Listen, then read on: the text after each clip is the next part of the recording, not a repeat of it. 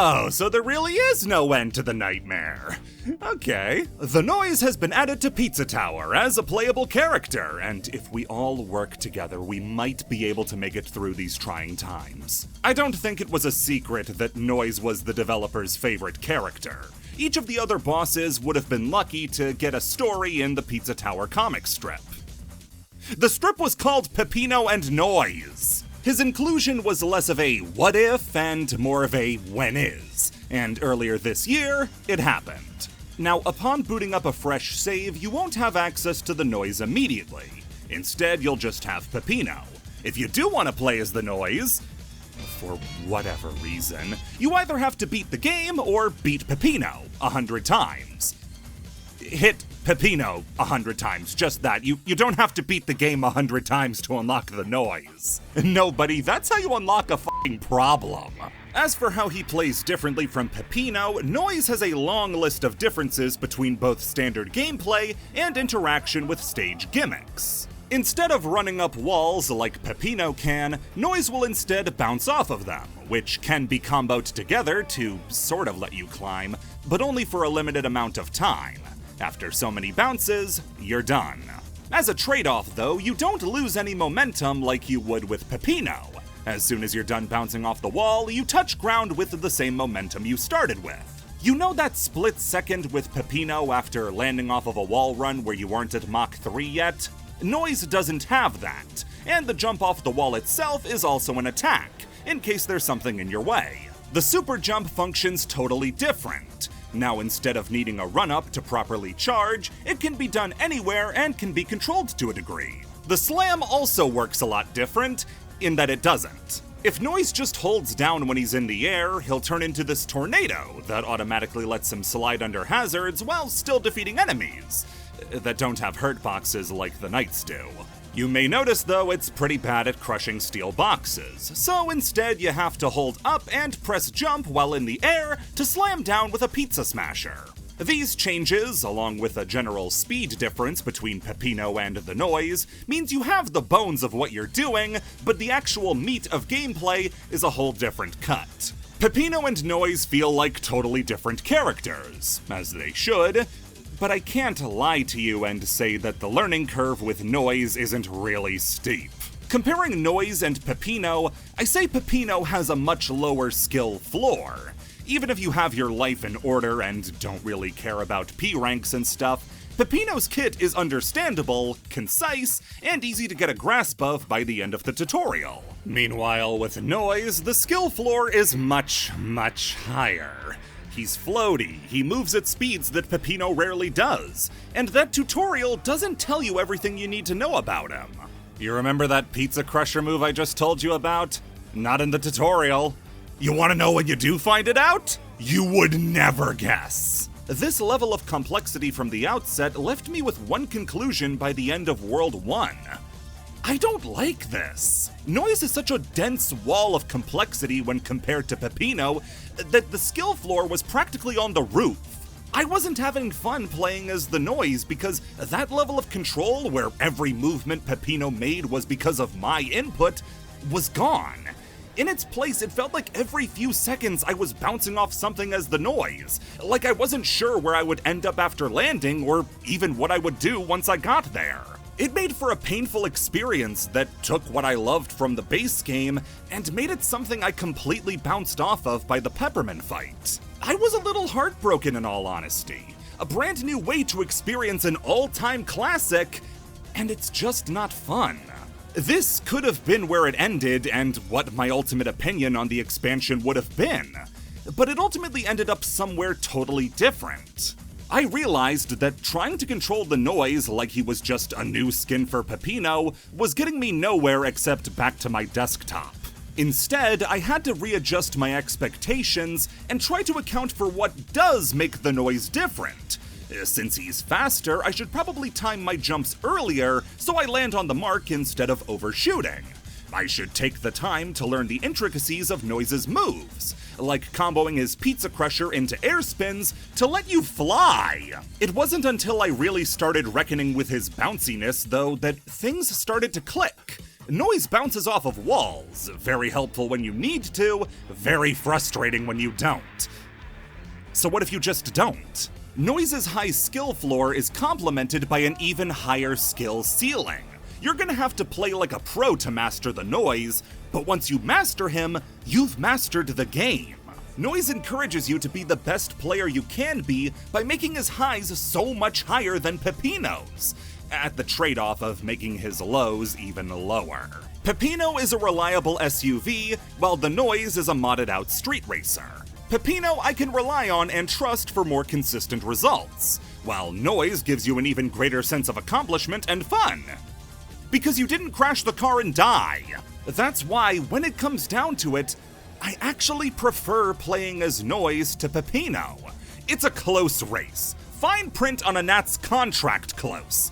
But given what you're gonna see, I think you'll understand my reasoning for this choice. But to properly illustrate that reasoning, it's time to venture once more into the belly of the beast, and talk about the levels. Starting with... You know, they say the road to hell is paved with good intent, but it looks a lot more like John blocks to me. Everything you learned in that initial blitz of information from the tutorial is put to the test in John Gutter, along with some knowledge you pick up along the way. How the Super Dash functions, and the different tiers it works on. What collectibles a stage is gonna throw at you, and how best to space out your collection of them.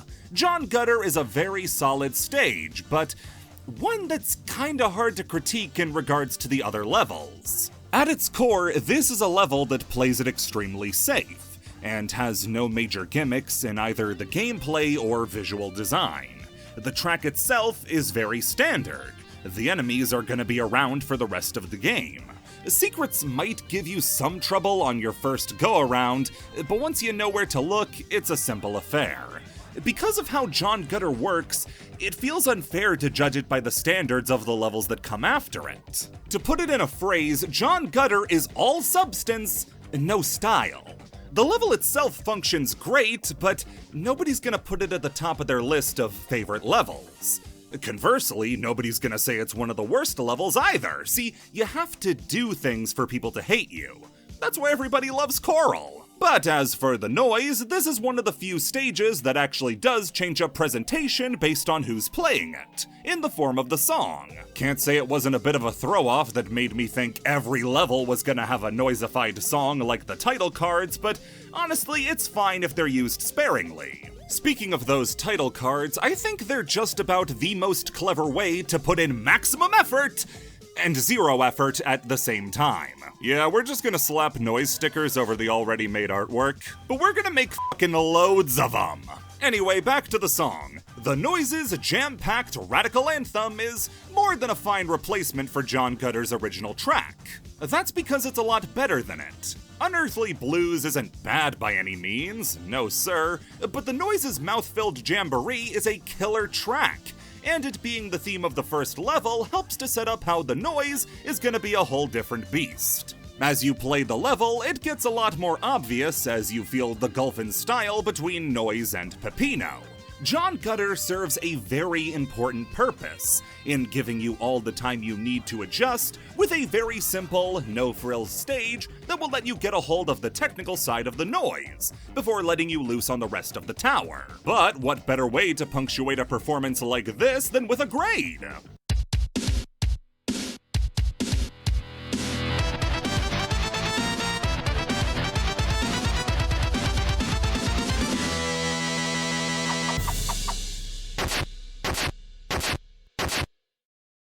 Well, I couldn't just come back and be as good as I was before. No. I had to be better. So for every stage in the game, we're also gonna look at it from the perspective of P-ranking it. That's right, I heard you cackling at the back of the room. He beat the game, but he didn't P-rank it, so it's kinda like he didn't beat it at all. Well, I'm gonna remove all doubt. Every level in the game. That's every level in the game, so Tricky Treat's off the table because it's not in the game anymore. Change my computer's clock to October 31st, and go to jail for time fraud?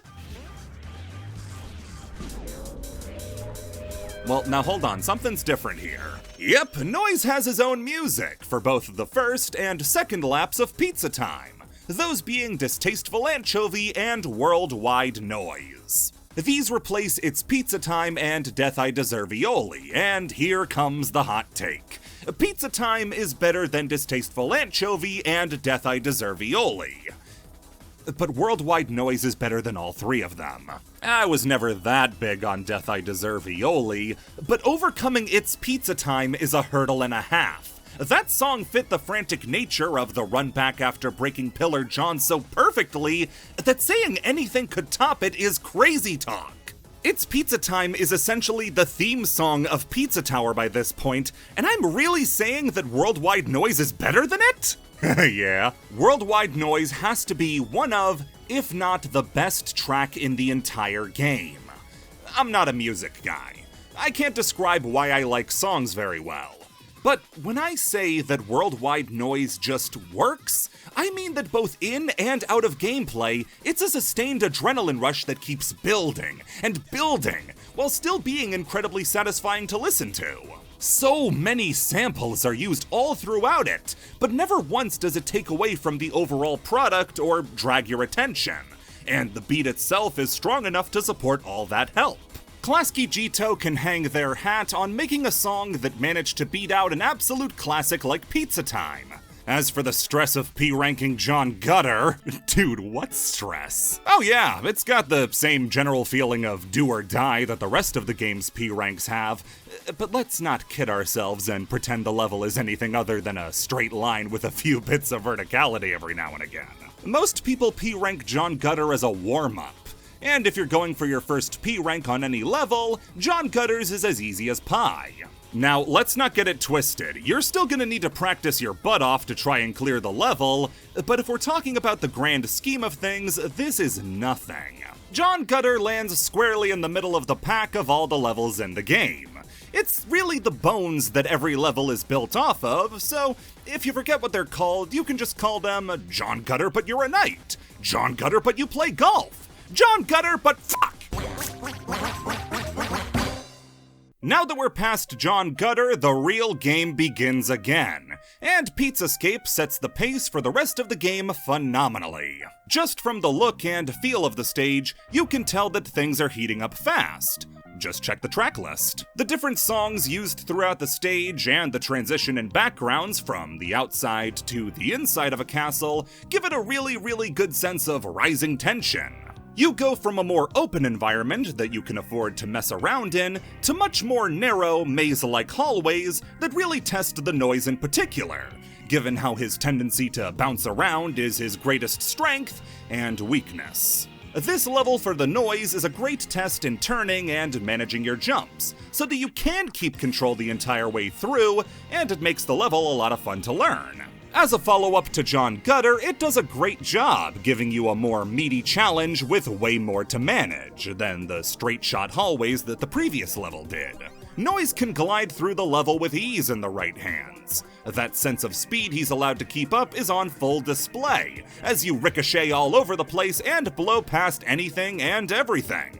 That does also mean that Noise's increased speed can be deadly with all the sliding in this level. You either need perfect memorization or split-second reaction times to get through. Speaking of things that might get you killed, the Knight power-up. The Noise being worthy is a moral failing of the sword. It might function almost identically to the Peppino version, but that might can also be a mite bit annoying. Noise is much faster than Peppino when using the power-up, but instead of slamming into walls stopping you, Noise just bounces right off of them. For the most part, it's not that bad to deal with. The two secret rooms that have you use the Knight power-up, it can be frustrating there if you slip up and go flying off in the opposite direction, but whatever. It's only in this exact room, once you break Pillar John, that you're introduced to how the Noise Knight was in no way made for precise platforming. This being the first thing that you encounter in Pizza Time can be a real pain for P-ranks, since the time is very tight and messing up here feels bad. This level provides the first major P-ranking roadblock. That is to say that it is anything other than a complete gimme and pushes back against the player in the slightest way. They're not gonna all be like this, are they? The Pizzascape P rank really isn't that bad, especially compared to the other P ranks later down the road, but man, it can feel bad when one slippery mistake ruins an entire run.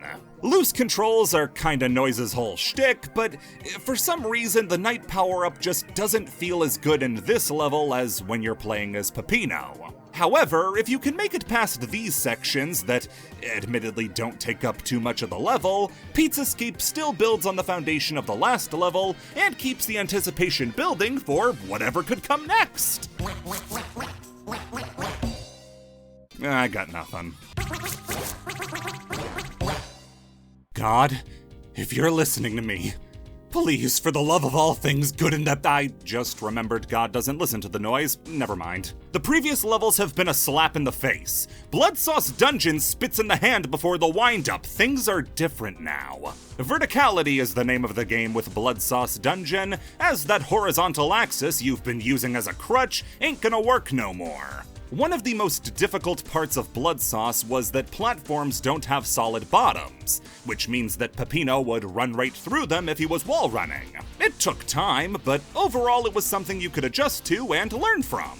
Noise hasn't learned his own name yet. Do you really think that solid platforms are on his radar? Noise is uniquely tailored to have the worst time possible in Blood Sauce Dungeon. His wall bounce has that slight lack of control that means you're gonna go back up through those platforms whether you wanna or not. If you wanna avoid the problem altogether, then you're gonna have to spam the tornado move as much as you can to avoid ever having to touch the walls altogether.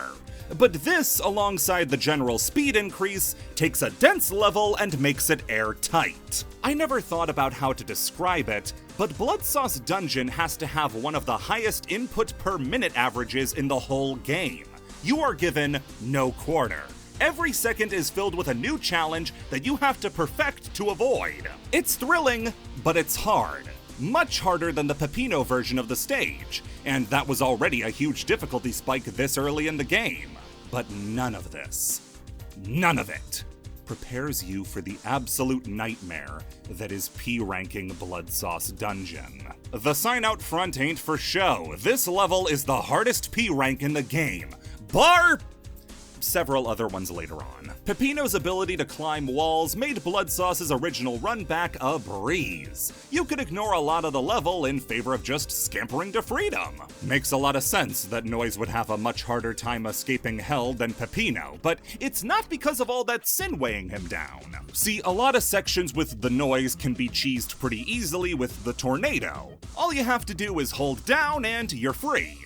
The Ascent is where that trick stops working, and now you have to reckon with a huge amount of pinpoint turns and tight dives that you also need to do while making sure to bounce off the walls enough to ascend, but not too much that you're caught on everything. Plus, without the wall crawl that Peppino has, you're left with only the super jump as your vertical ascension option, which is good, but you have to make the split-second choice on whether or not to super jump or try to get up the wall with bounces, which after 5 of them is gonna start doing more harm than good. Pick wrong even once and you lose a lot of time and potentially the entire run. And sections previous, where Peppino was able to climb up with no issue, suddenly become a lot more complicated since they have bends in them, which leaves your super jump useless. Hey now, a couple hairs on that head aren't gray, which means we haven't done our job yet. Did you forget that you have to do this twice? The time limit on Blood Sauce Dungeon is inhumane. Man's cruelty towards his fellow man is put on full display when you see you only have 3 minutes and 20 seconds to get out of here. After zipping through so much of the later sections of the level with the tornado, you realize just how much time doing it the hard way takes, and suddenly your 3 minutes and 20 seconds gets chewed into a lot. This is one of the very few levels where Pizza Face is almost always getting triggered, and he's the last thing I need right now. Blood Sauce Dungeon's P rank is one of the absolute strictest in the entire game, and I can't decide if it demands exactly enough from the player to put them in the right mindset for how hard P ranks are supposed to be, or if it's a needlessly aggravating mess. Let's just call it sassy and leave it at that.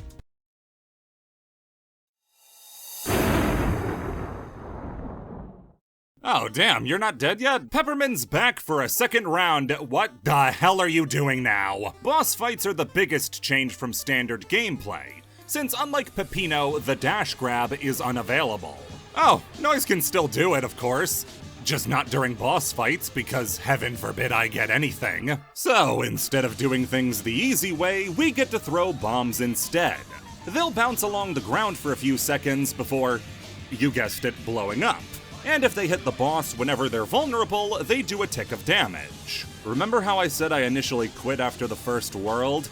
This is where I quit. I thought the bombs sucked, and I had zero fun fighting a boss I can beat with my eyes closed. The bomb doesn't come out instantly like a dash would. Instead, the bomb will come out after a second, and that one delay is a second too late every single time. My brain was hardwired one way, that was to try to attack as soon as the opportunity presented itself. But with that minute delay, my entire muscle memory was fried. I called it quits. But honestly, looking back, I have no idea why this ever gave me trouble. I think I was treating the bomb way too much like a projectile that had to be used at range, when in reality, if you got right up next to Peppermin after he bounces off the wall, very easy with a well-timed parry, it basically just turned into a kick that will function the same way as the dash. Well, almost the same. See, the major difference, and something that offsets the potential for a ranged attack in boss fights that primarily use melee, is that unlike Peppino, who gets a few frames of invincibility after landing a successful dash, Noise gets nothing. Positioning and strategy take a huge precedent in these fights, considering what little safety net you had just got cut out from under you, and the floor is approaching at a rapid pace. This becomes a much bigger issue in later boss fights, but even with Peppermin, you're gonna find yourself getting hit in ways that you never did as Peppino. Falling statues were, at worst, an annoyance in the fight before this, but without the invincibility frames you had before, you suddenly find them to be a lot more prevalent than you felt at first. The trade-off is that the bomb's ranged abilities do come in handy a lot. For instance, it may be difficult to set up, but during the second phase of ground pounds, where Peppermin's bouncing off of the walls, you can actually launch a bomb out ahead of you so that when he lands, he'll land directly on it. For a section I've seen more than a fair share of people struggle with when it comes to timing, it's an interesting way to give a second option to tackle the boss. The boss is largely unchanged from the original fight, except for that final phase where you need to carve out a statue. Noise's bombs come out glacially slow against Peppino's dash, so instead of quickly slamming your face to carve out a masterpiece, you need to take the low and slow approach and really put the demo in demolition. Peppermin's fight is as good as ever, even if tricks like hugging the wall to skip the return trip shoulder barge are, at the very least, a lot harder to pull off. It's a fun boss fight that caps off the first world with an appropriate challenge. Difficult, but not ball-busting by any means. Now, I did mention that Peppermin was who I wanted to see playable next, and while I'm unsure of what Tour de Pizza's plans are going forward, or if they're inventing some wholly new, much darker direction, I can at least be happy that plenty of other people wanted the same thing I did. Modding Pizza Tower to me seems like something on the level of jury-rigging a NASA shuttle in your backyard, given how much effort goes into making a single character playable. But the amount that seek to give Peppermin his dues are nice to see. Certain mods will also go out of their way to give him his own distinguishing features. The Peppermin mod by Weegio is easily my favorite and totally worth a look. I'm looking towards the future though, and oh, it's looking dim. I don't think any level took as big of a hit in my standings with it than Oregano Desert. Before, I said that Oregano Desert was a good level doing way too much all at once. Now I think it's a frustrating level with so much on its plate that it can't even see the table anymore. This is hard to reckon with, as when the level starts with all these bends and perfectly placed mozzarella globs, it leads to some of the most natural feeling and best comboing Noise can do in the early game. You glide so naturally from set piece to set piece that it feels like it's all choreographed. On-the-fly thinking that feels as satisfying to pull off as it does amazing to look at. That's while the stage is under a manageable amount of pressure, with only 2 gimmicks. As you add on more and more with the Firemouth power-up, which is a lot floatier and therefore worse with noise, the supermarkets, which range from fun to a distillation to the level's key problems, and the cows. Ugh, I forgot how much I do not like these guys. You know the banana peels from John Gutter that the monkeys drop? How they took away control from you for a few moments and even that was too long? Well, imagine if they never went away, were about 10 times as big, and sent you even further. The cows elicit this unique reaction that pretty much nothing else in the game gets from me, and that's, very few hazards in the game get me annoyed when they hit. It's a very limited pool. Ghost King traps in Pizza Scare, the Pizza Ninjas in Oh Shit, and the cows in Oregano Desert all get this reaction, because they all need you to do a flow-breaking little dance to get around them, because they're all frustrating to deal with in normal gameplay. The cows are probably the least egregious of the three, but still, if you get stopped by a cow, it feels like it takes an eternity to get back into rhythm because it's such a pace killer. And while moving as fast as you can, what you want to be doing at all times, that will still lead you into a cow anyway. And to avoid it, you actually have to slow down, which breaks the flow whether you get hit or not. What makes Oregano Desert such a pain in the context of P ranks is that it's just a really annoying level. Not hard. If it was hard like Pizza Scare, Don't Make a Sound, or Blood Sauce Dungeon, it'd be one thing. But it's how punishing a single mistake can be, and how it can cost you the whole thing, that it doesn't come across as difficult, just unforgiving and cruel. Also, why does the spaceship have its own unique music that only gets used for like 2 rooms? I don't think any song in the game has as little play as Oregano UFO.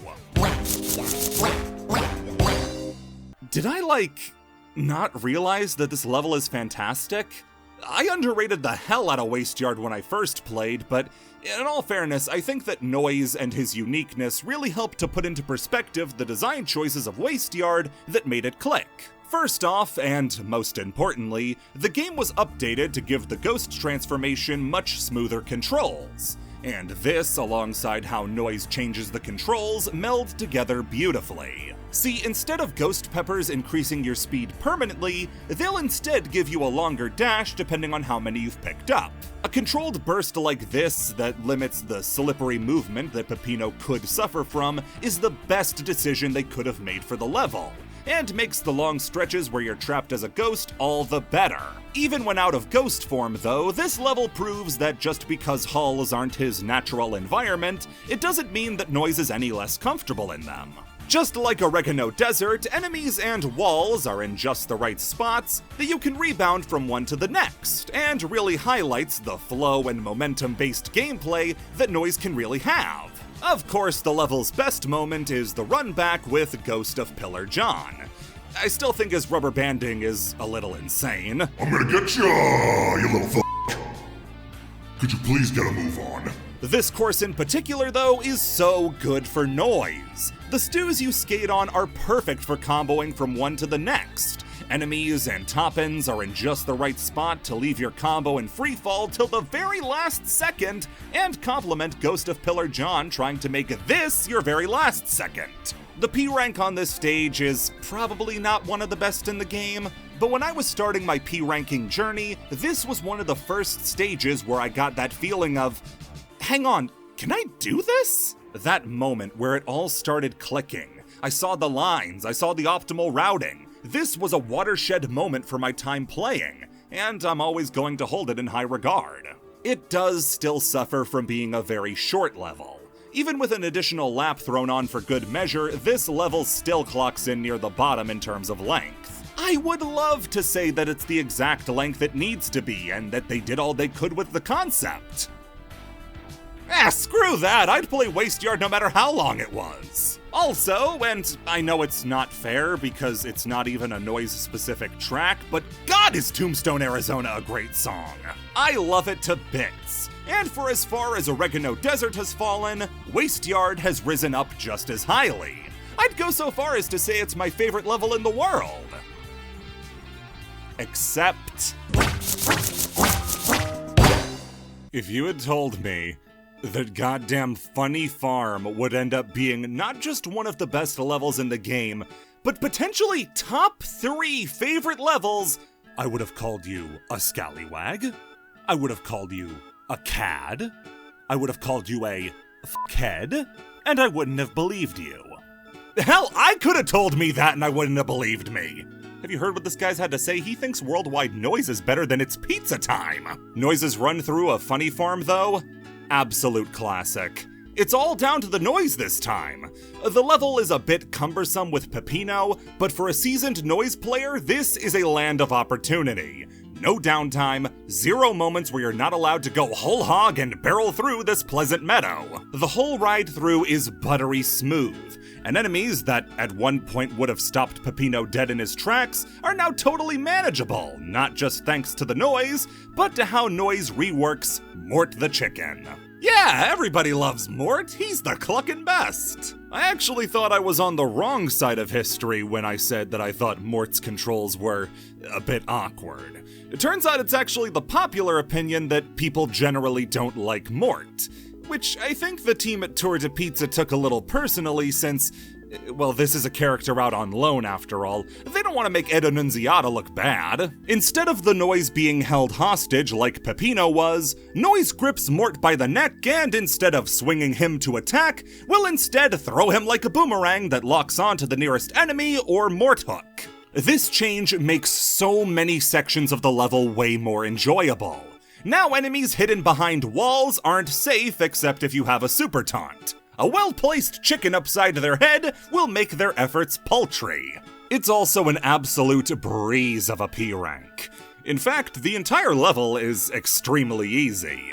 It's not a challenge to clear this or even P rank it, but frankly, I don't think they wanted it to be. I think this level was always meant to be a bit of a respite from the more intense challenges you've dealt with and that are ahead, so a little time to rest and relax with an easy breezy level is the last thing I'm gonna say no to.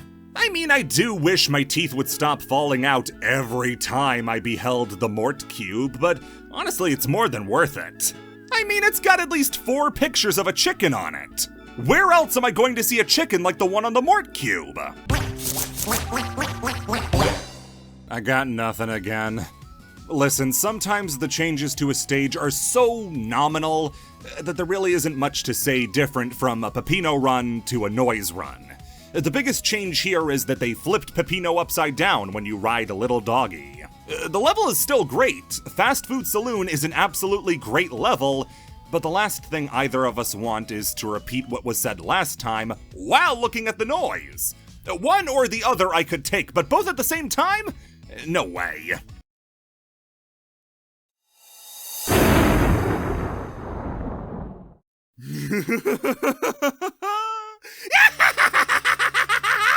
How's it feel, Vigilante? How does it feel to be a bitch? Oh, goodness gracious, great bombs of fire. They finally did it. They finally made the Vigilante fight fun. Okay, so what the hell's going on? This looks like the furthest thing from fair. I don't think it's fair that this little bastard gets to take up my breathing air, so let's call it square.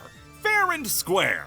All's fair in love and war, and I love killing the Vigilante. So your bombs aren't as powerful here as they were in the Peppermint fight. It takes 2 hits to take out a bit of the Vigilante's health.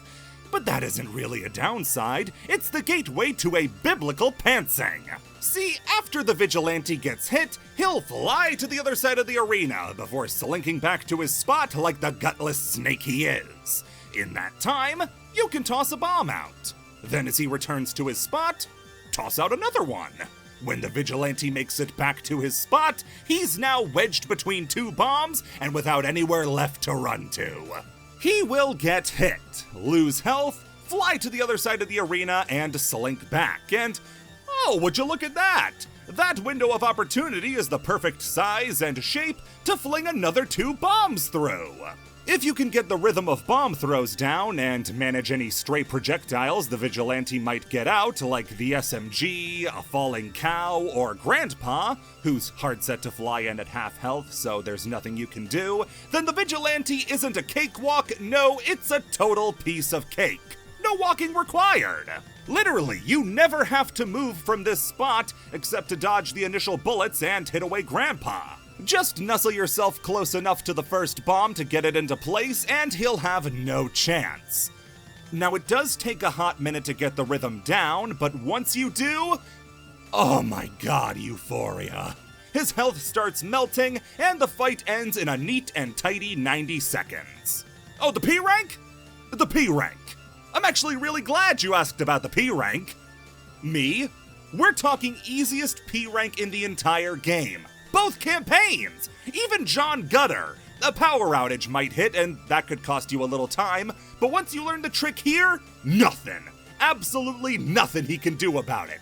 And this makes it by far the greatest improvement in the entire Noise update. Say it with me now! Fuck the vigilante! Throw him out in the cold! Don't make him playable! Fuck, make him unplayable! See if I care! See you never, you piss-colored bozo! Oh, Crust Cove, my beloved. I want to say you're as beautiful as when I last saw you. But you got this thing on your face that's really ruining the whole vibe for me. Okay, so for a majority of the stage, I can't say a whole lot changes. Crust Cove is absolutely one of the best levels in the whole game.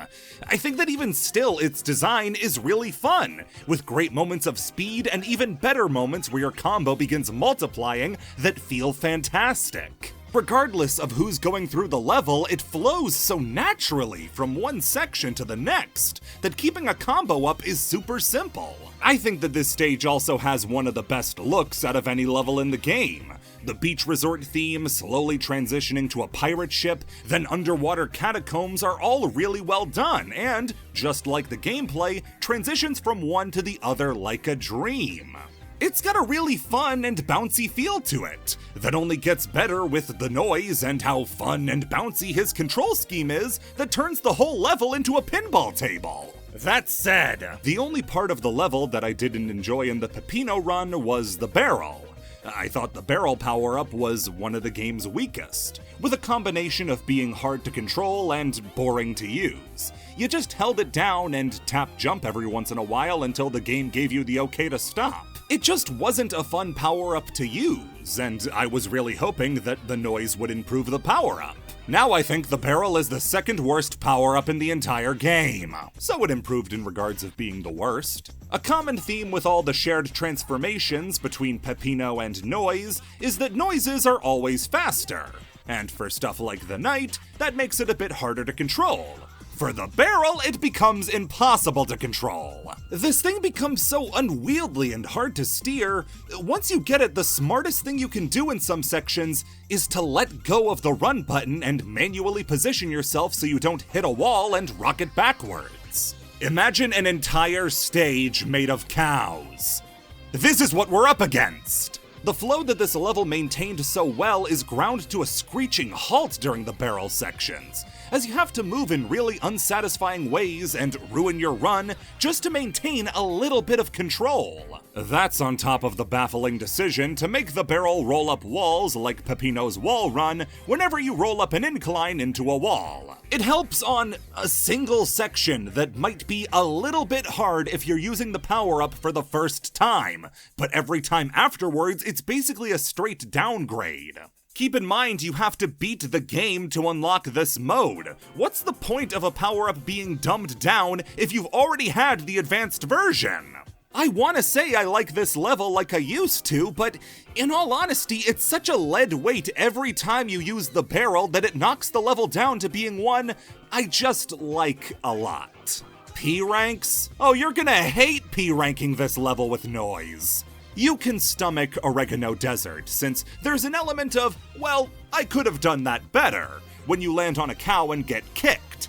With the barrel, it's so fast with so much precise platforming that it's hard to blame yourself and not want to blame it on the power-up itself. It's clunky and unfun to use, and when your run is ended near the very end by it, it feels like your run was stolen from you at the last second. Crust Cove is an unparalleled experience as Peppino, but with Noise, I can only go so far as to say it's good.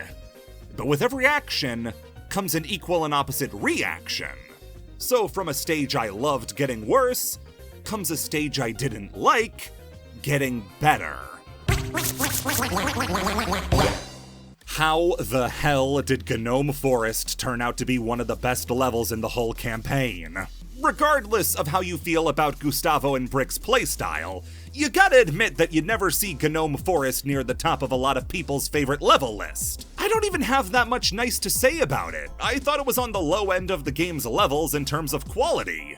One of my main points being it didn't really feel like the level was designed with Gustavo and Brick in mind. It turns out I was dead right because the level was actually designed for the noise. I do think the choice to replace Gustavo and Brick with just more noise is a bit of a shame, but when I tell you it feels like a completely different level with the noise, I mean it. A lot of Gustavo and Brick's moves have analogs in the noise, like the pizza crusher acting like their double jump, and both characters bouncing off of the walls. Though in Noise's case, it feels so much better than the cumbersome nature of Gustavo and Brick. There, the tightness of certain hallways and corridors felt like you were really limited in what you could accomplish. Here, though, Noise's increased speed makes these sections a blast to get through. Noise's fast descension options leave him in a great spot whenever the game funnels you downwards, and never once did I feel frustrated with the layout like I did before. If anything, this one kinda ruins the original level for me, since why would I want to play a level like that when the same level exists, but with a control scheme that feels built to the course itself? Bar none, Gnome Forest had the biggest glow-up with the noise update, and it even helped me appreciate more aspects of the level that I didn't give enough attention to in my first run-through. The magical forest setting is really fun, even if the pizza wizards, or pizzards as they prefer you don't call them, and magic pickles can still hit you when you least expect them. Hands down though, the worst enemies in this stage were the noise goblins, with their arrows that pierce the environment to hit you no matter where you were. That does lead very nicely to how the level itself changed for the better, both noise-specific and more general changes. For noise-specific stuff, the noise goblins now just wave at you as you run past, or through, completely shutting them off, though you can still trigger them with a taunt if you want to get the stage's chef task. Also, the level's top-end gimmick is totally eliminated, as charity is for when the disaster passes, not during it. The general changes were mostly made to make the level less of a screeching headache to P rank, adding rat fairies to the final secret room and this hallway that were infamous for killing P rank attempts. They give you a few extra top-ins to keep your combo going long enough to get to the next set of enemies or the exit. Speaking of which, this level has to be one of the most fun P ranks in the entire update. It's a lot like Blood Sauce Dungeon, where you never stop pressing buttons and have very few instances where you can relax. But something about when Gnome Forest does it makes it a lot easier to manage. Probably because the return trip track is a lot shorter rather than the entire length of the level like it was with Blood Sauce Dungeon. I really can't say enough good stuff about Noise's Gnome Forest. It shouldn't work, but somehow they pulled it off. Also, you can get an exclusive pair of clothes if you beat this level without ever harming a noise goblin, which I would go for it, but pacifism is kind of out of character, and this is my favorite RPG of all time, so I ain't breaking character. This was honestly the scariest level to come back to. I really hope Noise doesn't fuck this up, because golf was such a blast the first time around, and if I have to hate it, I'll be so sad.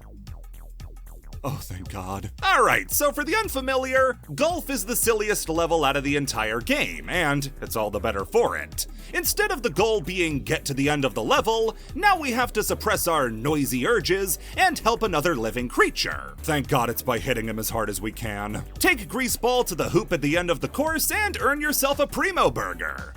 What happens if you make it there over par? No, it ain't! The level offers no major gameplay changes through a power-up or movement option, but what it does offer is the perfect extension of the joke that is golf. Having Noise constantly up the par so he can't lose no matter how many hits it takes is genius. The first time I played the level as the Noise and saw the par change, I had to pause because I was laughing so hard. This expansion did such a good job taking the amount of energy and character they were able to put into Peppino, do it again with the Noise, and do it in such a different way. Peppino looked like at any second he'd stop listening to your controls and just start sobbing from the stress. Meanwhile, Noise is ripping the controller out of your hands so he can play more violently. Every one of this little freak's animations get across that he is having the best time of his life causing havoc, and the screens on the television for stuff like power-ups are always hilarious. I especially love his regular walk animation when he gets a combo higher than 25, running around like a kid would on Halloween, holding up his cape to look scarier. But when the combo gets higher than 50, by Jove, old chum, would you care for a rousing game of bingo bango bongo and to wash it down with some leaded gasoline? Oh my, I forgot you're dieting unleaded. Speaking of AC-doocy, Noise's ever-increasing par and combo resets whenever you touch Grease Ball do mean that technically you can take this level as slow as you want until pizza time. There's no mechanic that makes you go faster in this level, so if you really want to use golf like Funny Farm, as a sort of respite from the insanity that is Pizza Tower, you can do that, and still have a great shot at P ranking.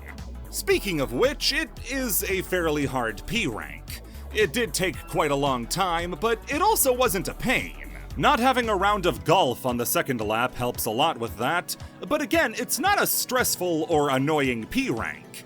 If anything, the sections where you're tossed back and forth between pitchers reminds me a little too much of the Barrel and Crust Cove, where I didn't have much agency about where I'm going. I'm not gonna let it cloud my love for this level though. Golf was great back then, and it's just as good now.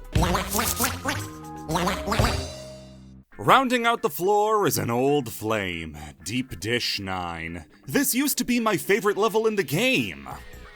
It's also still my favorite level in the game, it didn't change or anything. God, this level's good. Deep Dish 9 acting as the gut check for World 3, I think serves its purpose beautifully. The most diverse level in the whole game, with a whole host of different gimmicks and backgrounds for you to travel through. Hopping from planet to planet, each one having a very different feel. Not just in what you're doing, but where you're doing it. The long straightaways of the space station, the pits of the first planet, and the destructible environments of the second mean that every few minutes the whole structure gets flipped on its head. Each of the secret stages as well uses the gimmicks of the level to perfection, and doubly so given how Noise interacts with them. The most obvious one is the rocket, which already blows Peppino's version out of the water by having the funniest frame in the entire game. Look at him. Look at this little son of a bitch. Why do you look so proud? What is there to be proud about here? Look at you, with your cape and your pants. You're not better than me! Anyway, so the rocket power-up with the Noise is changed so instead of being able to turn so long as you're close enough to the ground, you can only turn by hitting a wall. Whereas with Peppino, that would have lost you the power-up, the only way to lose it now is to jump out of it. I think this is a great power-up, but I don't know if it beats out the original in my mind. With that one, the stress of making last-second turns was always a thrill and a lot of fun. This form takes that thrill away, but replaces it with enough fun stuff that it doesn't hinder the experience or anything. That's not the only power-up that changes, though the second one has such a minor change that I doubt many people caught it at first. In the olive bubbles, you can hold up in order to ascend faster. It's a very minor change, but does make some sections like the pit on the first planet and the first room of Pizza Time move just that little bit faster so you don't lose momentum. Also, with time and plenty of repeated attempts for P ranks, this room has become a lot less difficult to manage, especially with trying to preserve a combo. Just don't kill everything as soon as you enter the room, save some enemies to take out when your combo number starts to get a little thin. As for that P rank, it's among the game's hardest, yet most fun. Each room becomes littered with traps when you aren't allowed to screw up, and too many sloppy moves sends you all the way back to the start. Also, this level is just really unforgiving with its score total. If you don't know, every level has a score total you need to meet before you get to S and P, and Deep Dish 9 has to have one of the strictest. You can play perfectly, do everything right, and even by the time of the end of the second lap, you're still at an A rank, on the border of an S, but still A. A lot of the traps in this level, though, are skill-based rather than frustration-based, and make for a much smoother experience than other extremely difficult P ranks. This is the P rank I go for when I want to feel a sense of accomplishment, and not just like I got a gimme like John Gutter. This is the one I practiced the most since I loved the level so much, I wanted to put a stamp on it with a P rank. The world might have had a shining star turned rough diamond with Crust Cove, but it's still the best floor the game has to offer. What with how much fun golf is and how much better Gnome Forest did, all topped off with Deep Dish 9. But what would the best floor be without the best boss? Well, it would be what we have now because we're playing as him. Let's go see who's squatting on our property.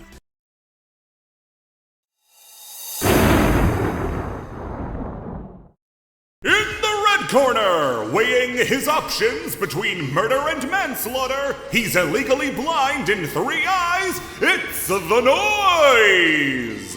And in the dumb fuck corner, fighting out of desperation, he's stupid, he's ugly, he's Mr.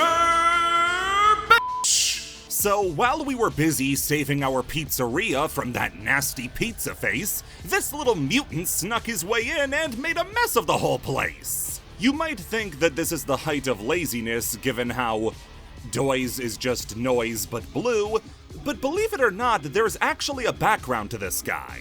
See, the Pizza Tower fandom is active.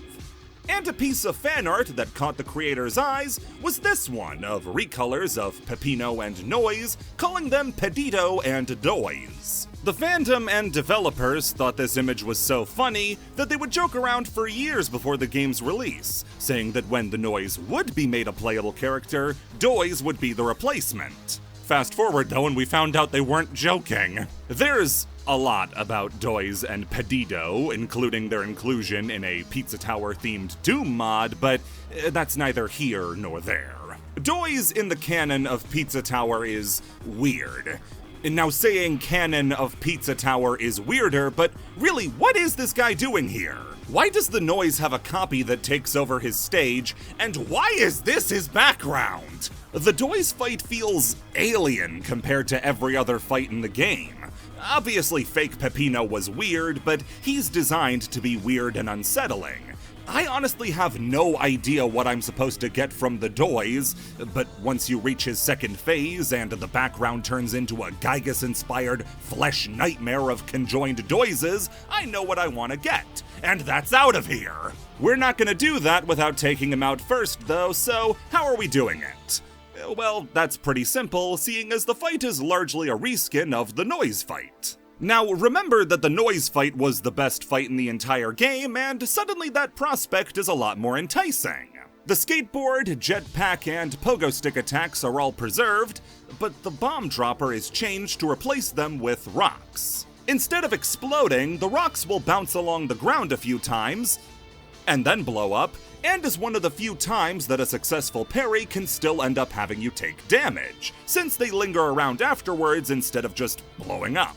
This one did temporarily fry my muscle memory with this fight, but once you overcome that, it's just a matter of accounting for what move's coming next. This method of mixing and matching moves makes this fight the most fun one to rematch for P ranks in the game. Sure, it's not predictable, but that's a good thing. I really like how the Noise doesn't give you a set order that the moves are gonna come out in, because if you're trying to P rank it and have to fight the boss over and over and over again, repetition starts to get really, really annoying. The Noise, and by extension the Doise, make the fight a lot more fun because you don't know what attack is gonna come next. You're keeping your brain on a constant spin trying to figure out, okay, is he gonna go for the pogo stick, the skateboard, God help you if he goes for the bomb drop, and that makes it a lot more fun. Trust me, you're gonna see in the next fight that repetition is not always to a boss's advantage.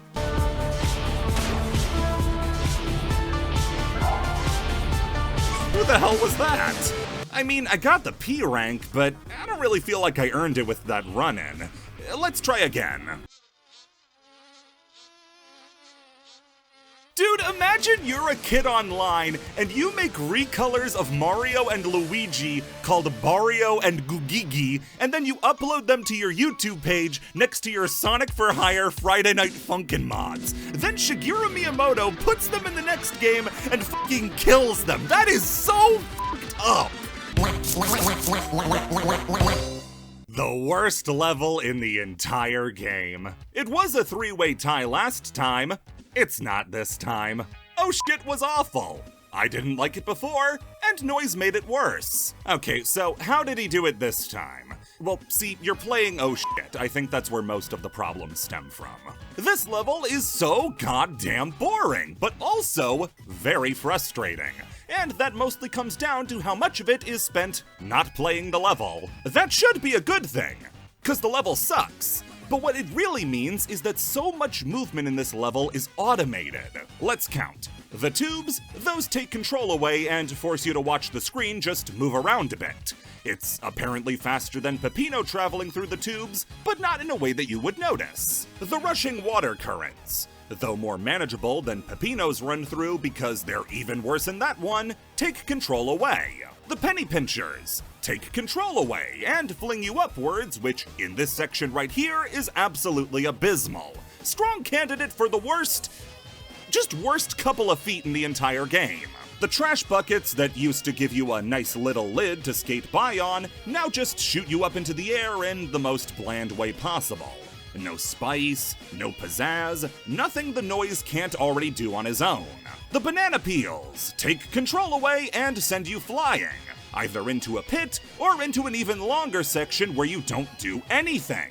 The mozzarella ball takes control away and lets you watch as they show off how the barrel could have been even less fun. And the power-up it gives you? Awful, despite a bonus added onto it from the Peppino version. See, the Cheese Monster power-up was already a load of level 13 of Pizza Tower, but the Noise version gives you the ability to climb walls by holding up while clung to one. How do you learn this? Divine it from the cosmos. It doesn't tell you you can do this. I only found out about it after the fact while looking for videos to tell me I had the correct opinion. It kinda helps in some rooms, but other times it's actually slower than just jumping from wall to wall like you would in a normal stage. I've complimented stages before for having a lot of inputs you need to nail back to back. Well, I'm positive oh shit has the lowest number of inputs needed. It really feels like you're vestigial to the level's progress. One of the special stages needs you to just press the jump button once and then it plays itself. The run back during pizza time and the P-rank lap that follows? Awful.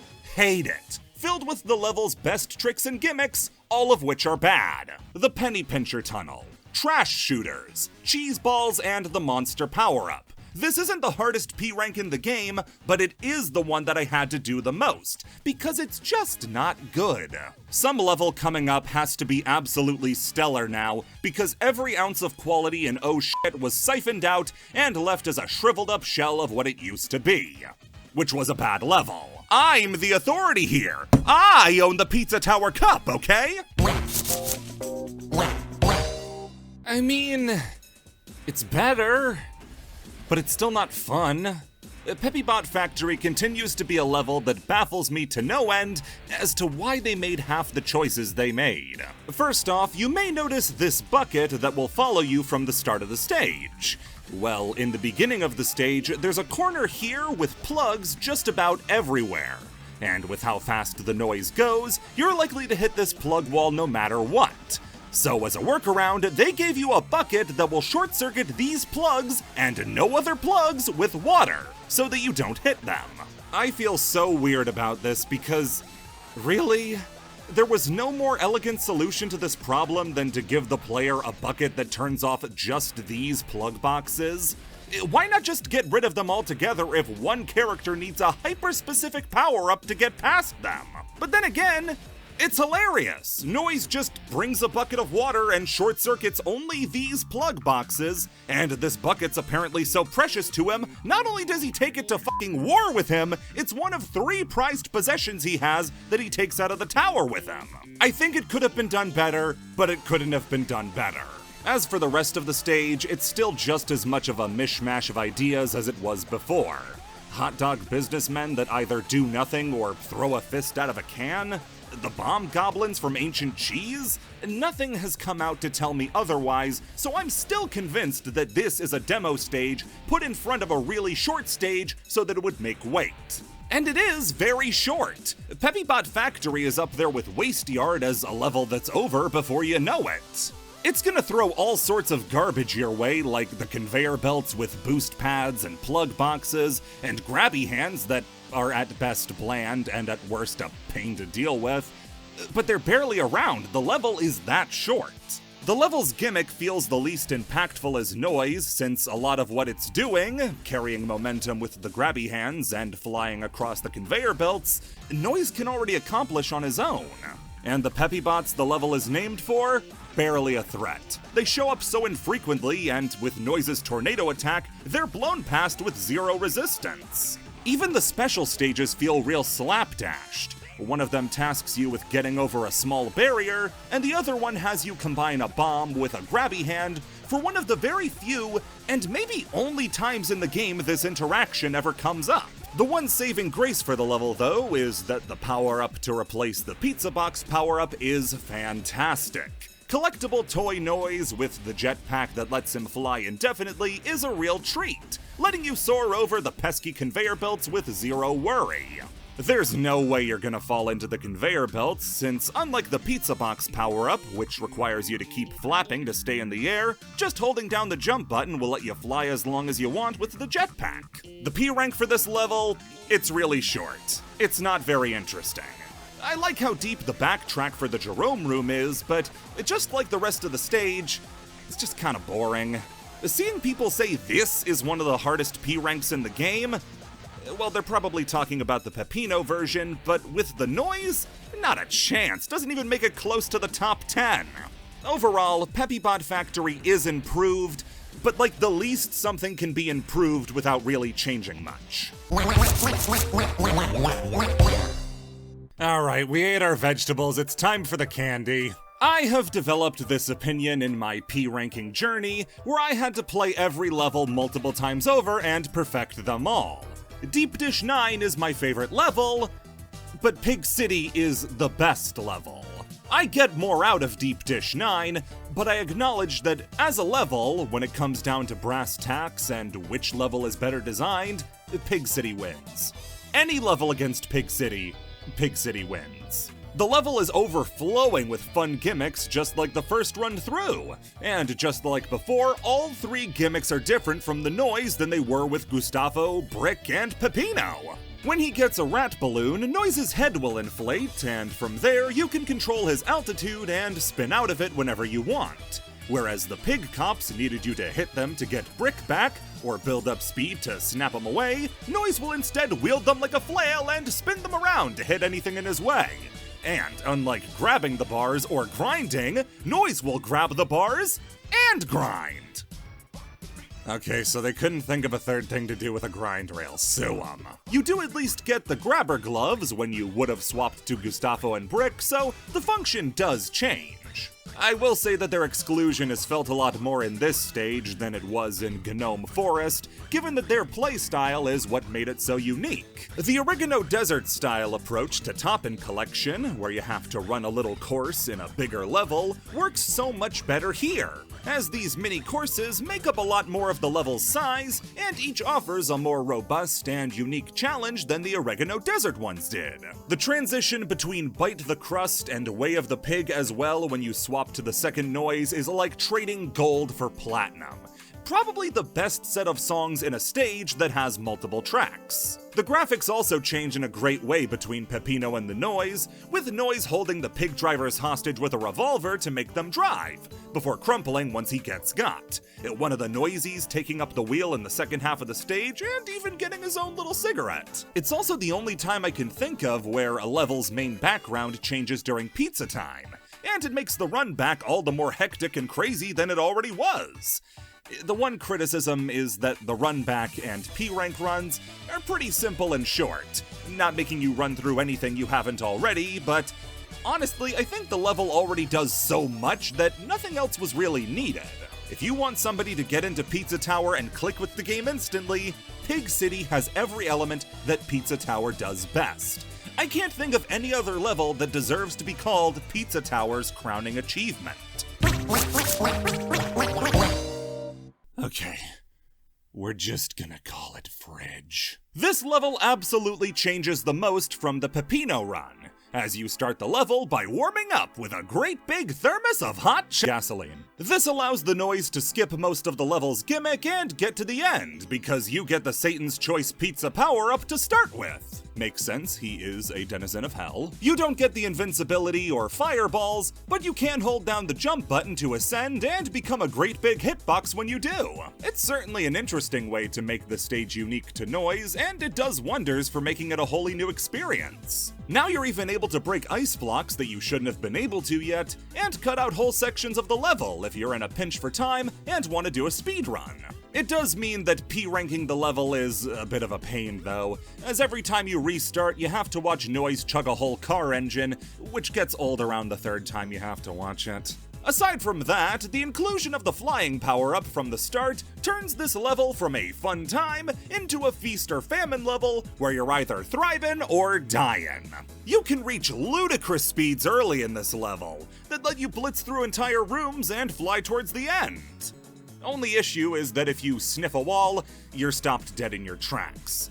These are the two states the level exists in. You're either a speed demon, or a snail trying to get back up to the speed limit. This makes the level's P rank a nightmare, because a single misstep costs you all your speed, and the level's icy terrain and geography filled with bumps and roadblocks means getting back up to speed is easier said than done. But those parts where you can go fast feel fantastic, and you want to try really hard to get to them. So you try, and try some more, and then the level's relatively low topping count makes you drop the combo and you have to take a second.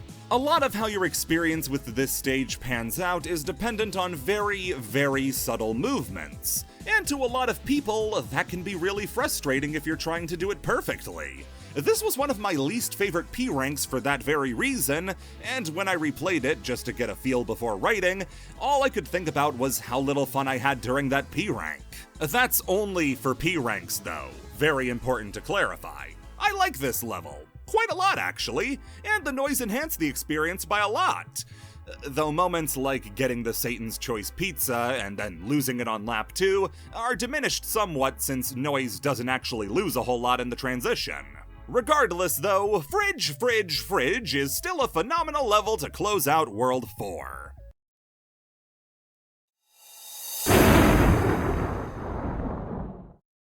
You don't scare me anymore. You terrify me. Alright, so we're back up against fake Pepino, and everything about this fight, great. Music is still fantastic, and I'm especially happy to see more freaks like me come out of the woodwork to say how good it is. Attacks themselves, all fun, inventive twists on Pepino's own moveset.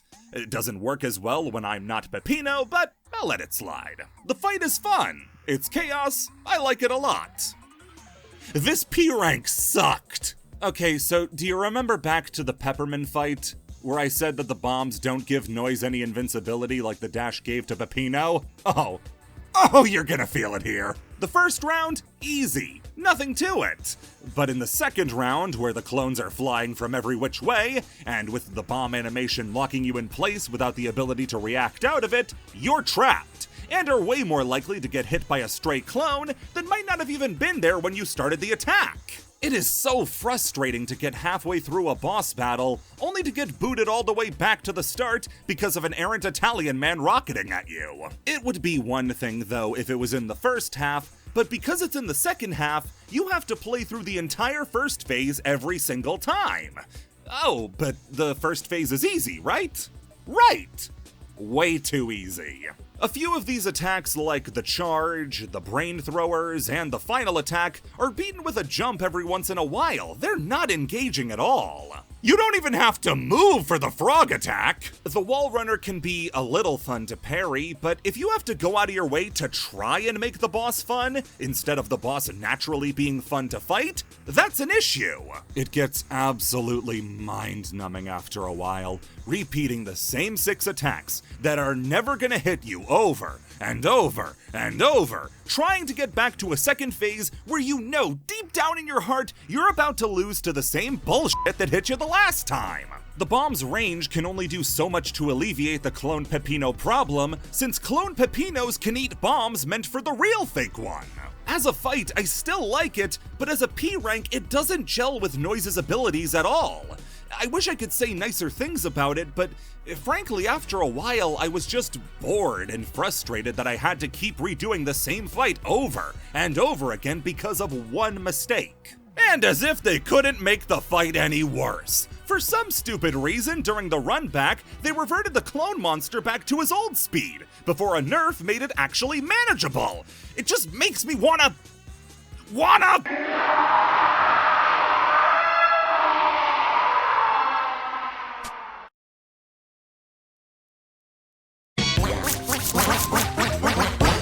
Oh, so this is where all the good and oh shit went. Right next to Gnome Forest and Funny Farm, Pizza Scare took a huge uptick in quality by swapping out the playable character. And I would say it's now more fun than even the level it was originally based on. Okay, it's not perfect, so let's just address it. After so many other stage gimmicks got nullified by the noise, not getting to be the one that knocks out the King Ghost was a very odd choice. Now, you can do that in a metaphorical sense, which we'll get to, but there are so many other stages, like Golf, where Noise gets to ignore the level gimmick altogether.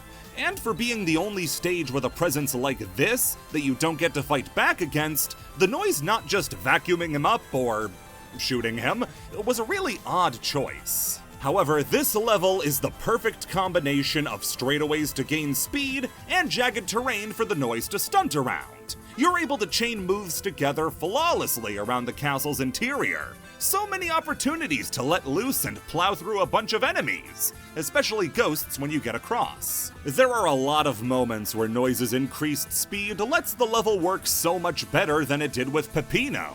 Moments where Peppino's speed disadvantage meant you were in more danger of taking a hit are nullified as Noise zooms right past them. Long upward shafts you either had to climb up into plug boxes or risk using the ladder to get past, Noise completely bypasses them with no issue. Of course, the trade-off is that when you get to long sections like this, where the King Ghost possesses plug boxes, your reflexes have to be totally on point. So why not remove him altogether? The absolute best thing the Noise does to this level, though, is use a few of his own tricks to completely nullify the King Ghost. Once you make it to the second room he's in, you have to let him out of the TV so he can use an anchor to break a block. But Noise's Pizza Crusher lets him break blocks anyway, so instead you can proceed through the rest of the room without him and have a much better time. There are a couple points in this level where that's possible, and they're all great to finally be able to explore unimpeded. Noise's movement options make a previously annoying and frustrating to navigate level a breeze that you can speed through in no time flat, giving us a P rank that, while still difficult as hell, does provide a fun challenge rather than a teeth-grinding mess. To the developer who thought to remove the ramp when you return on the run back during pizza time, your check is in the mail. Let's all give a very big thank you to Homer Simpson for finally making Pizza Scare good. Didn't they close down this goddamn restaurant? Why am I still allowed in? Don't Make a Sound used to be a better version of Pizza Scare. But now that Pizza Scare has seen its stocks skyrocket after that last performance, where does that leave Don't Make a Sound? Well, the level's main gimmick remains largely unchanged. Guards are dotted all around the place that will trigger killer animatronics to get you if you let them catch you. Noise's speed makes ripping a whole room apart a piece of cake.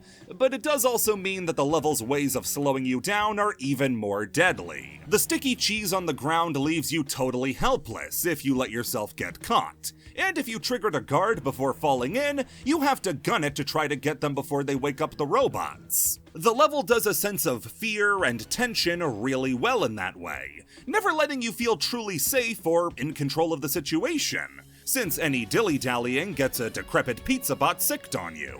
It encourages the player to get it together as fast as possible, better than most any other stage in the game, not just for the sake of doing well and getting a good rank, but also avoiding interaction with its central gimmick.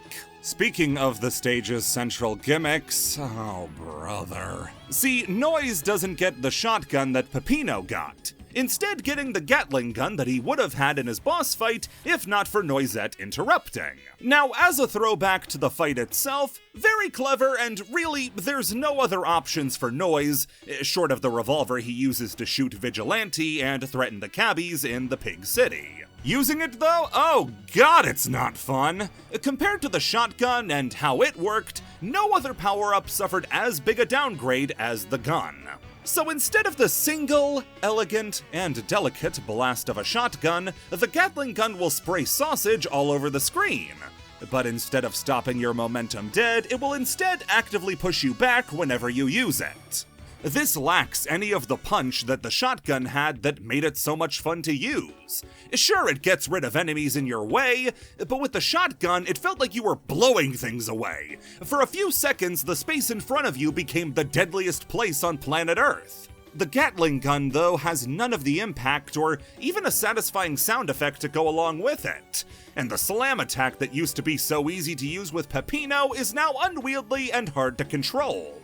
You move way too much to the sides when firing down, and the amount of times you'd even want to fire down instead of just slamming are non-existent in either of the levels you use this thing in. The run back is still easy since you can just ignore it and use the charge anyway, but it's hard to ignore that this is a strictly worse and less fun version of the shotgun. The level itself is still great. The P-rank run is a dream, all things considered, but at least the gun is only used in this level and no upcoming levels. It's not as good, guys, I'm sorry. Oh, how the mighty have fallen. A stage that managed to beat out Deep Dish 9 and Pig City, now I can't say I have the same love for it. Obviously, I've already P-ranked it, so there's nothing different there. It's the damn gun! This thing is glued to your hip for the entire level, so it's impossible to ignore. It's nowhere near as fun as the shotgun, and it gets exacerbated so much more when you don't just have it on the run back, but the entire level. Nothing changed about war itself. It rarely does that, so I've heard, but this one change takes a never-ending thrill ride and really kneecaps it. With Peppino, I felt war click instantly and loved every second. With Noise, though, it's good. A lot of different gimmicks all coming together. Hell, even the bucket shows up again. But it just doesn't come together the way that I majorly enjoyed it when I was playing as Peppino. I'm not trying to be a negative Nurgle about it, but if both these levels sent me a draft notice, I know which one I'm responding to. Well, that's every main stage cleared up. Time to get to Pizza Face and finally end this. Except, have you heard what they're putting in the water? Secrets of the World was a new level added in the Halloween update, and calling it a new level is already up for debate. See, it doesn't introduce anything new, but is rather all of the game's 57 secret rooms stuck together into one gigantic level. It's only accessible after finding all the game's secret levels, so now seems like as good a time as any to cover it. As soon as you enter the stage, you'll get a randomly selected stage from the 57 available. And from there, you'll get 25 seconds to clear the room and to make it to the eye at the end, collecting anything you find along the way, like toppins, and the pizza sonas that are worth the same as a large topping. The level doesn't have any toppin friends, Jerome rooms, or, surprise surprise, secrets, so this is all you need to do. As a look back at the game post-completion, giving you a chance to re-experience a part of the journey in a whole new way, I think Secrets of the World is a genius reuse of existing assets. Having to get through the stage as quickly as possible, knowing that what comes next isn't the stage you were playing, but rather a new, randomly selected short track to run, makes you see a lot of levels in different ways, trying to figure out the best way to save time and move as efficiently as possible. This is where noise-specific tricks like the Pizza Crusher Fly or Super Jump work wonders. The Gnome Forest first secret room is rendered a joke by the Crusher trick, and plenty of stages can be cleared in seconds since their eye is just above Noise's starting position and a super jump will win no matter what. Now, it's not all recycled stuff, as there is a new track to accompany the level, and that's Secret Lockin'. I feel like every time I like a song, I call it one of the best in the game, but genuinely, Secret Lockin' is one of the few songs I keep on standby when writing or generally just zoning out because it's such a fun and relaxing listen. It takes motifs from a whole load of different songs and stitches them together perfectly, blending seamlessly. If you just play Secrets of the World as a regular level, it's a total blast! But you may have noticed a combo counter in the corner, and that the first room has an enemy in it. Oh god. Yep, you can P-rank this level, but take my advice. Don't. It's not worth it. Spent hours trying to P-rank this level, and it is a hell on earth. Why is that?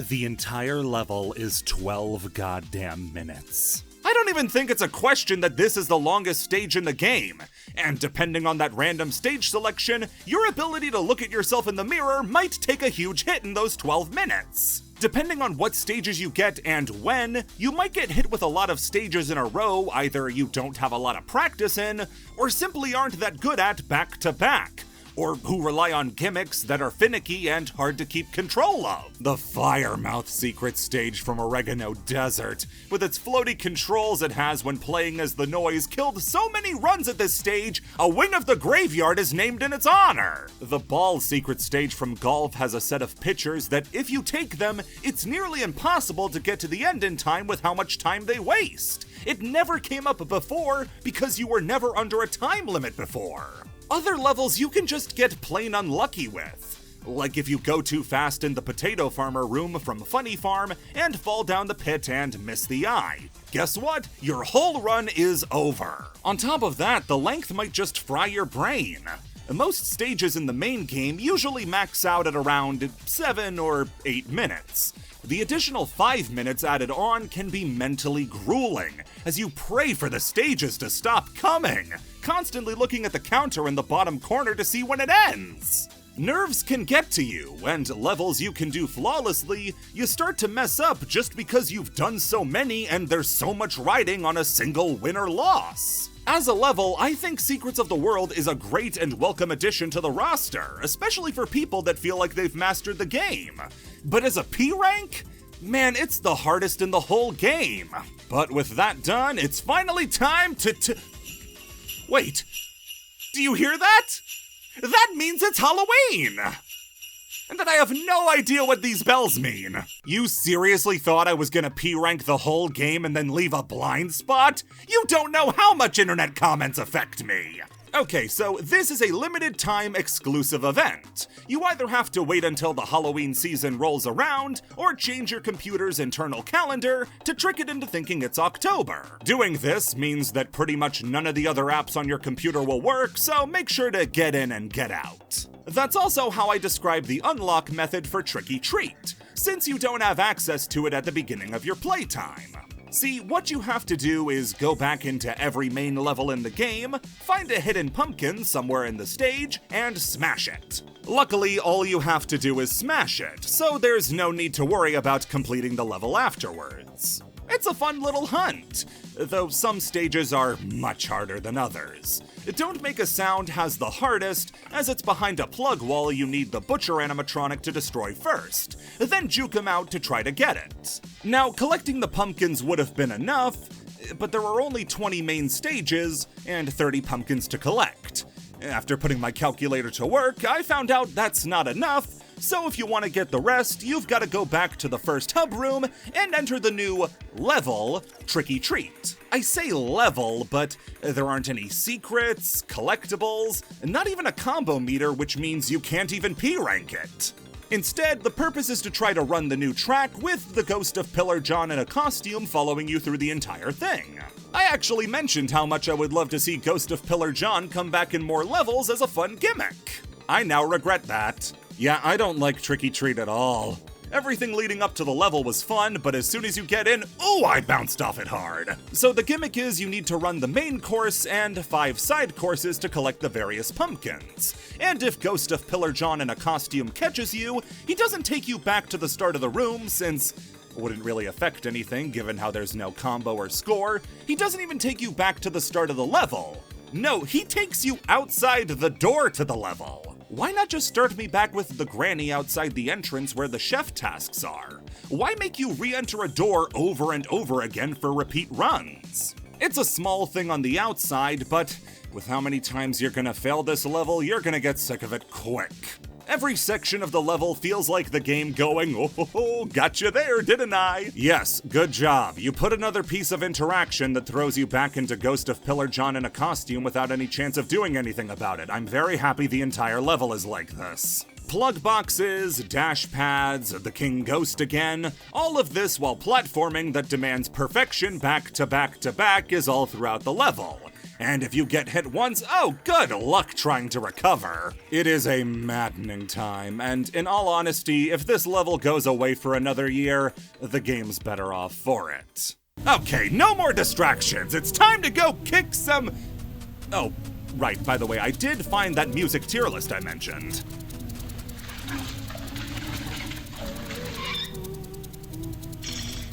Hey, where you going? There's room for 2 in there.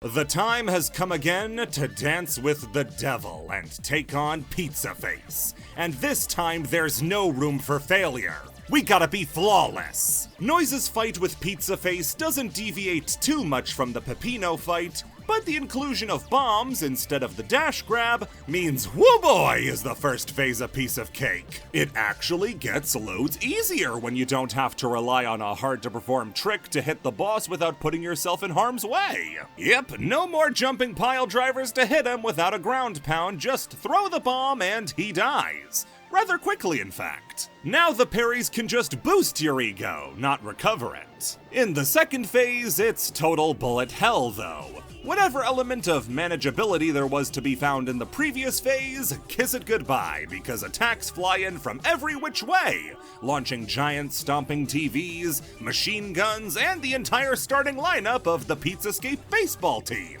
That's on top of the boss you just beat coming back in to drop even more gears on your head with no room for error and no invincibility frames just like the first fight, since you had the gun there and the bombs here, and I remember now, I let Snotty live this time. Pizza Head as well is crazy durable. It takes a lot of bombs to take out even a single piece of his life bar. Mix that with how crazy his attack patterns are, and how fast they become by his last bits of health, and he's the most stressful phase of the fight by far. That said, being able to duck and dodge between it all feels great. And best of all, no revolver! Although last time Noise had a gun, it did take out the boss in one shot. And of course, once Pizza Head goes down, it's only the start of things.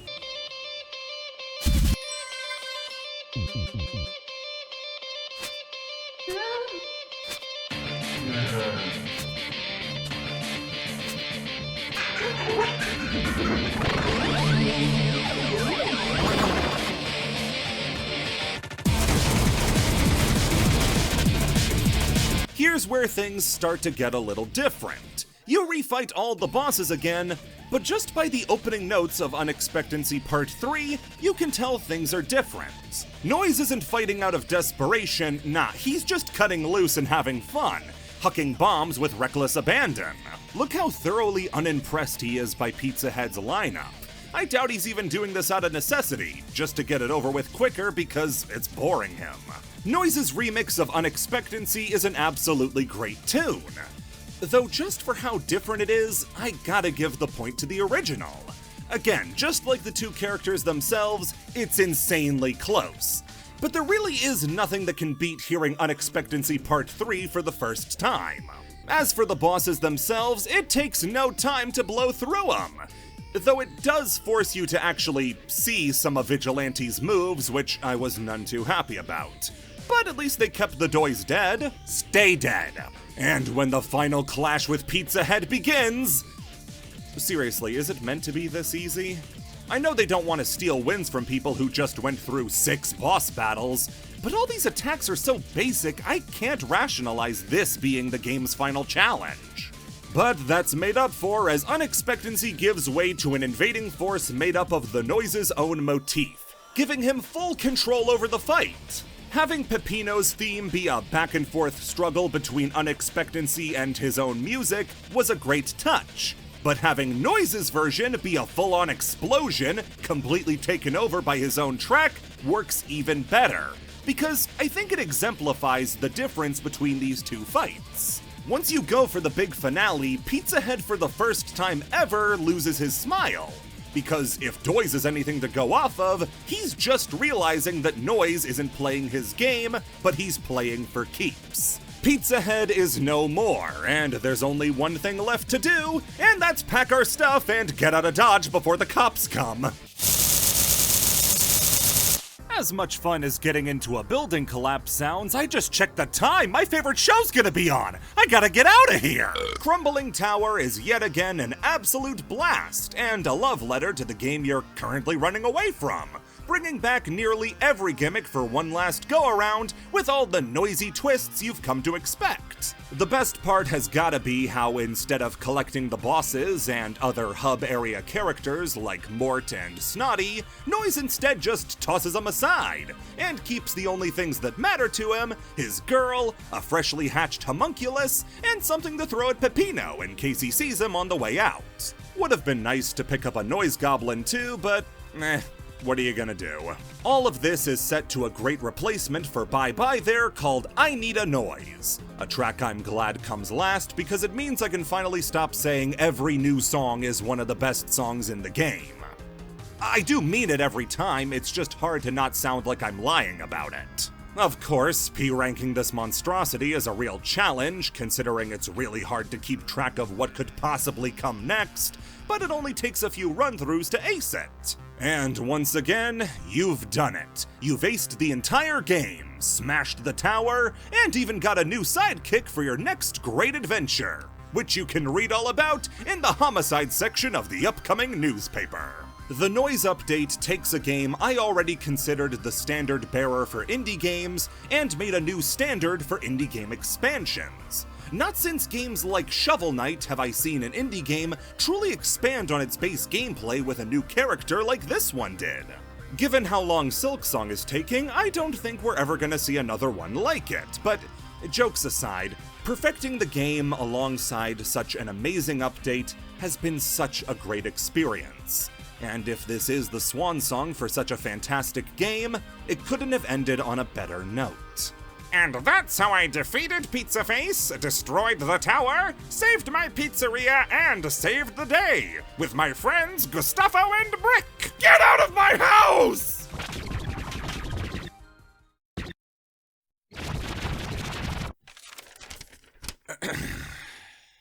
LeFishy 5845, Agent Bacon 8709, Rage Quit 4777, Quinto 007, Beanie Wearing Bastard 3125, Bagodidi, Jamuzu the Strange Bear, Flacco 3462, Firelord 6554, Bean King, Lord of the Beans, Super Mudkips, Ty Gamer 7956, Cool Games 6452, User NP8RL8XJ9D, Video Central-BH9TF, Ted Generic Guy, Dr. Tuxedo 7532, Undead Reborn 4867, Skittle Lord Switch 4731, Dynamo 1251, Get Riddled 378.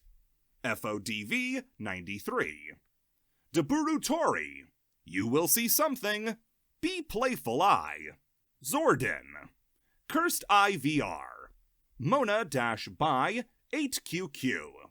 Duncan Hill Lake 8024. Sunzilla Mario Craft. The Game Guy 2482. Something, maybe. That Guy 24523. User-OL8H05Q07Q. Saint Zeitzer 287. Kazalord of Light Warrior. Chorizo Chomper 7520. Tiramisu TTXD. Shay Gordon 6592. D Phantom 6456. Hero Art 110. Witherstorm KX9LJ. Kyo's Art and Stuff IDK. And King Video Games. If you're wondering what that list was, that was a list of every person who has ever said that I could not P-rank Pizza Tower in its entirety, or that I was a coward for not attempting. As you can see now, I have not just beaten Pizza Tower, I have gotten the best rank possible in Pizza Tower, which is to beat it with above 95% completion in under 4 hours. To every person I just named, all I have to say is, who's laughing now?